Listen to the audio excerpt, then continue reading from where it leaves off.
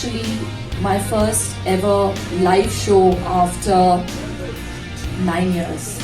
My God. Yeah.